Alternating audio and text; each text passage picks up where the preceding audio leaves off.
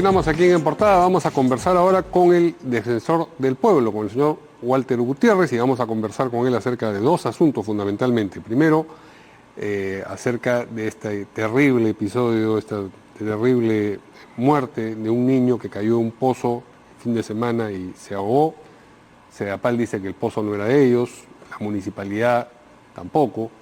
En fin, el defensor o la Defensoría del Pueblo ha dicho que se va a entrevistar con las personas que debieron actuar inmediatamente. Vamos a ver quiénes son esas personas. Y por otro lado, vamos a hablar también con él de los otros sinceramientos que le están pidiendo al gobierno de consecuencias de la pandemia. No solamente un sinceramiento, en el número de víctimas de fallecidos, sino también de deserción escolar, de mujeres desaparecidas, etcétera, etcétera. De eso vamos a conversar. ¿Cómo está, señor Gutiérrez? Buenas noches, gracias por atendernos. Mario, ¿cómo está? Buenas noches. Bien, usted me ha escuchado los dos temas que queremos abordar. El primero es esta historia trágica, terrible, de un menor de poco más de 2 años, entiendo, que cayó en este pozo, se ahogó y ahora resulta que nadie es aparentemente responsable de un pozo, creo que tenía como 50 metros, no sé. Alguien tiene que haberlo perforado, y quien lo ha perforado es porque lo necesitaba. ¿Cuál es la situación digamos, el trabajo que ustedes están haciendo a propósito de esto?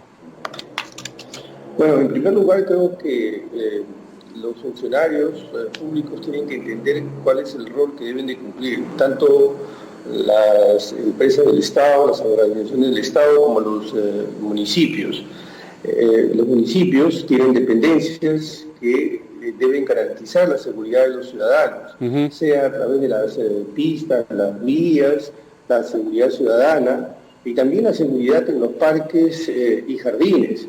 Entonces es inaceptable que esta situación se haya presentado una y muchas veces, y al final, al cabo de los meses, se olvida esto y no hay ninguna responsabilidad efectiva. Más allá de si el pozo era competencia de Sedapal o de la municipalidad, los gobiernos locales están obligados a garantizar la seguridad de los ciudadanos. Y si ese pozo no es competencia directa de ellos, tiene que acreditarse que han realizado actos justamente para evitar que se genere una situación tan trágica como la que hemos vivido. De manera que aquí hay responsabilidades administrativas y probablemente también penales de los funcionarios directamente responsables, tanto a nivel municipal y probablemente también a nivel de Sedapal. Entonces nosotros ya hemos pedido que se haga una investigación a nivel policial y a nivel fiscal, y desde luego vamos a hacerle un puntual seguimiento a esto. Pero esta situación que se ha presentado debe de una buena y definitiva vez servir para que los gobiernos locales hagan una revisión de todas estas situaciones o espacios de peligro para los niños, para los jóvenes y los ciudadanos en general. Esto debe servir mínimamente para eso, y desde luego tienen que haber responsables y la ciudadanía tiene que conocerlos en su momento.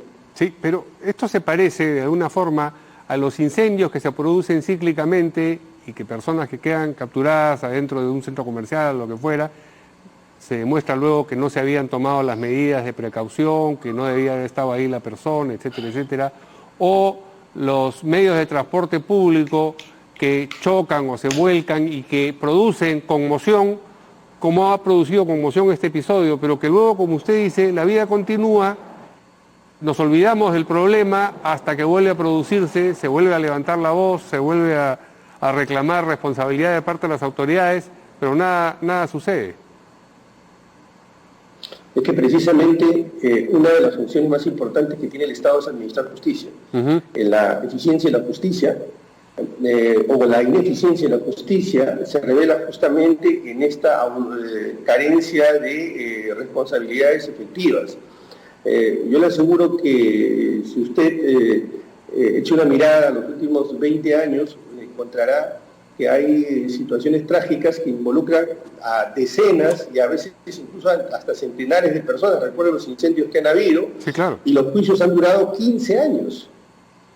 Entonces, el problema es ese. Una vez que se judicializa, entra a las calendas griegas, y entonces la falta de celeridad en la justicia es lo que hace que esta situación no encuentre responsables en el tiempo que todos desearíamos. Esta es una de las razones por las cuales debe reformarse la justicia en el más breve plazo. Y aprovecho que usted me está mencionando esto para decir lo siguiente. Esta situación, la que estamos viviendo, la de crisis sanitaria, no va a cambiar si el Estado no empieza a activarse. Esto yo lo he mencionado, lo quiero subrayar, lo quiero remarcar, porque el Estado presta servicios. Todo esto que estamos viendo tiene directamente relación con la activación del Estado. Yo no estoy diciendo, como puede estar sucediendo en alguna entidad del Estado, que todos tienen que ir a trabajar al 100%. Tampoco estoy diciendo que tengan que ir sin protocolos, que no deba cuidarse la seguridad de los trabajadores del Estado. Pero si el Estado se enclaustra, no va a cambiar esta situación. Por eso, todos los que podemos trabajar, debemos trabajar. Y debemos trabajar el doble si es que hay un sector que por razones de edad, razón de salud, no pueda trabajar. Pero el Estado es básico para los servicios, para la economía, para todos los derechos que estamos demandando. Bien, el otro asunto sobre el que queríamos conversar con usted es lo que usted ha mencionado. Ha dicho, se necesita un sinceramiento transversal, se refiere a los efectos de la pandemia, y ha dicho que el presidente Vizcarra debería informar en su mensaje a la nación sobre la deserción escolar y las mujeres desaparecidas, entre otros. ¿Cuáles son esos otros y por qué se centra usted en estos dos primeros casos específicamente? Bueno, en realidad lo puse solo como ejemplo, pero primero permítame decir o recordar que el mensaje el 28 de julio es un mandato constitucional, es una obligación constitucional y es una rendición de cuentas. Jurídicamente es eso. Sí. El presidente se presenta al Congreso a rendir cuentas del ejercicio inmediato anterior. Da cuenta al país del estado del país, del estado de la nación. La Constitución dice detalladamente.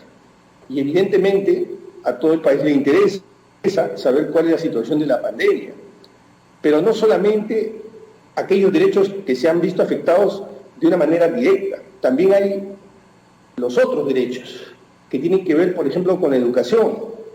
¿Cuántos centenares de niños han desertado? Yo puse un ejemplo por la mañana. En la cuarentena han nacido 150.000 niños. Sí. Esta es la generación bicentenaria. Bueno, estos niños no tienen partida de nacimiento, no se han vacunado. Entonces, así llegan, en este contexto llegan. Por eso es que el presidente tiene que explicar al país todo. Muy bien. Toda la situación en la que estamos viviendo. Hay 900 mujeres que han desaparecido y no sabemos el estado de las investigaciones. Sí. En realidad la lista es larga. Sí, señor Gutiérrez. De personas que, por ejemplo, sí. Sí, no, lo que pasa es que quiero tocarle un tema distinto, por eso quería interrumpirlo sobre una información que acabamos de conocer. Es la siguiente. Ayer la doctora del Hospital de Espinar, en el Cusco, dijo que estaba atendiendo a heridos de bala y no por perdigones, heridos. Ahí está la carta que ella ha enviado, la tenemos en la pantalla, pero está un poco lejos, no la puedo leer directamente. Pero bueno, recibió la visita de unos policías que le dijeron que investigarán los hechos. Es decir, los policías le dijeron que iban a investigar qué heridos de bala y no de perdigones eran estos. Pero previamente encontró rotas las lunas de la casa donde vive y recibió 3 notificaciones de un fiscal para que declarase sobre la atención que les brindó a uno de los heridos. Lo raro es que no la cita la fiscalía, sino la comisaría, que es donde están lógicamente los policías. Ella ha pedido suspender la citación y está temerosa de toda esta de todo este contexto, de toda esta situación. No sé si usted está al tanto de estos acontecimientos y si la Defensoría del Pueblo tiene pensado hacer algo al respecto, porque, digamos, es esta doctora que efectivamente está temiendo por lo que le puede ocurrir, por atender a estas personas y lo que se deriva de la circunstancia de que haya heridos de balas y no de perdigones. A ver, tres cosas. En primer lugar, la doctora lo que ha hecho es cumplir con su obligación. Sí, claro. De manera que no se le puede imputar ni sacar absolutamente nada. Y tenga la seguridad que al terminar esta entrevista voy a llamar a Rosa Santa Cruz, la jefa de la oficina de Cusco, para que inmediatamente tome contacto con el Estado médico para conocer su situación. Y está muy bien que ella haya postergado su presencia en la situación, en la investigación policial. Nosotros tenemos una normativa que regula el uso de la fuerza, de modo que también voy a instruir a efectos de que nos pueda informar sobre qué excesos pueden haberse dado en el Pinar. Usted no conocía esto, se lo estamos informando nosotros. Este tema puntual no, pero la Defensoría ha participado y está participando activamente a través del doctor Rolando Luque en las distintas mesas de diálogo que han habido, y por supuesto estamos muy directamente involucrados en el tema, como siempre está la Defensoría en todos los conflictos sociales. Sí, además, digamos, lo amenazada que se siente esta doctora, ¿no? Es raro que la citen a la comisaría y no si es que es la fiscalía la que tiene que investigar. La policía también puede investigar, pero no es usual la celeridad y el contexto en el que parece que se están dando estas cosas. Es decir, hace temer algún tipo de represalia o de amenaza implícita. Bueno, por lo menos genera alguna preocupación, pero como le digo, voy a tomar contacto inmediatamente con nuestra jefa de Cusco para que se ponga en contacto con la doctora. Sí, bueno, perdón porque lo interrumpí. Usted estaba redondeando una explicación sobre los sinceramientos, digamos, que hacen falta, y yo quise introducir esta pregunta. No sé si quería decir algo. Bueno, en realidad lo que estaba tratando de señalar es que esta es una oportunidad para que el presidente nos diga tres cosas. En primer lugar, por difícil que sea la situación, de manera descarnada nos tiene que decir qué cosa ha pasado en este periodo de pandemia que estamos viviendo, y además nos tiene que decir por qué estamos en la situación que estamos. Nosotros éramos uno de los países que más tempranamente tomó medidas que estaban en mejores condiciones para hacer frente al COVID en teoría.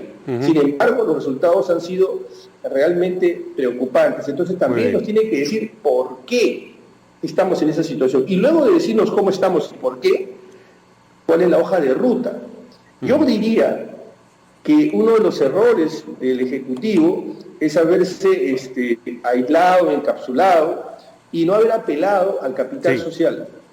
Porque esto no es un tema solo del Ejecutivo o del Estado, sino también de la sociedad, de manera que hay que convocar al sector privado, a la academia, a las empresas, para poder salir adelante de este contexto tan difícil. Muy bien, muchas gracias al defensor del pueblo, el señor Walter Gutiérrez, por la entrevista.